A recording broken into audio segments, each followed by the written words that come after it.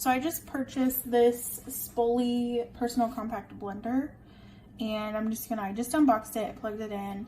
I haven't tried it yet. I did put some ice in one of the cups and a little bit of water, like as if I would be making a smoothie. I may have too much water in there, but it's not leaking, so that's great. And now we're gonna test it out real quick. It comes with 2 of these bottles with the little mouth spout, a little cleaning brush, which is awesome for your bottles, 2 extra rings for your cups, go inside there, and it comes with instructions and a recipe book. However, when I was filling up my water bottle, I apparently dumped some and made a mess, so I ruined my instructions. I've got it locked in. I haven't read the instructions either, so this is really pretty easy, just straightforward. I just put it on and pushed it over. There's a little lock and unlock. You just line the arrows up and twist it. It's got this little handle on the back, which is kind of handy, and the cord is really long. So far I'm loving this. So I'm going to push it and we're going to see how loud it is.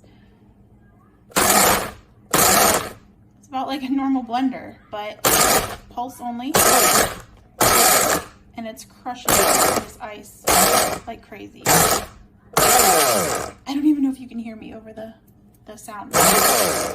It is crushing the ice. There's a few pieces left up at the top that haven't been crushed. But it's very, my ice keeps moving. It's very slushy.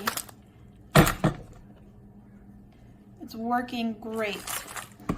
So I have a personal blender that I really was having trouble with blending ice, and this is really working. There's that one little place over there. It's now slushified. It's not a word, I made it up, I think. So I'm loving it. It's really great. Let's take off the lid. Comes with 1 blade. I love it.